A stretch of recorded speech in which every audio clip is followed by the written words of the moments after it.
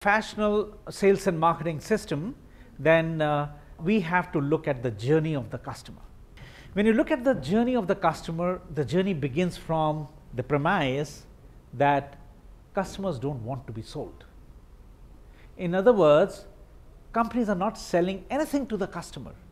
They are basically solving customer problems. So when the mindset of the company is such that they invest time, efforts, and money towards solving customer problem, they end up defining the value creation. So the journey begins from there, and that's a very important part. So whenever we look at building a professional sales and marketing system, we begin from how are we creating the value for the customer. And as the customer expectations keep changing, the value needs to keep changing. So not only how do we solve customer problem, in other words, what is our definition of value creation, we also have to keep in mind how we continue to deliver superior and competitive value to the customer for a long time, which means that we have to understand the customer and the changing expectations of the customer rather quickly and regularly, almost on real-time basis. This is the genesis of the professional sales and marketing system. But of course, there are many steps to it.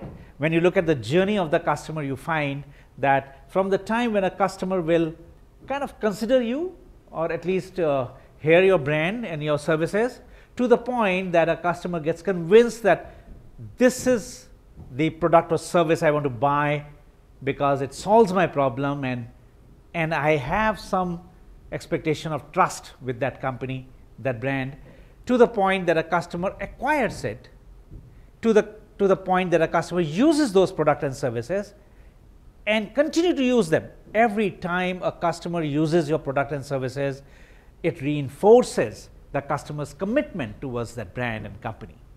So we always look at this whole pipeline or tunnel, as I call it, within which a customer continues to use the company's products and services. And then comes a stage where we want a customer to basically not only stay loyal, but even begin to invest into buying different services from the same company. We call it as a point of cross-selling and upselling. This is vital. What percentage of your customers are able to upsell and cross-sell, to the point that a customer comes to the level of advocacy. And this is the point where a customer is actually becoming like your salesperson. That customer is getting you more customers, and you don't even know that. I mean, you look at some major brands in the world. Look at Disney, look at Apple, look at Amazon. Many of these people don't have to advertise, because the customers who experience them end up getting them more customers.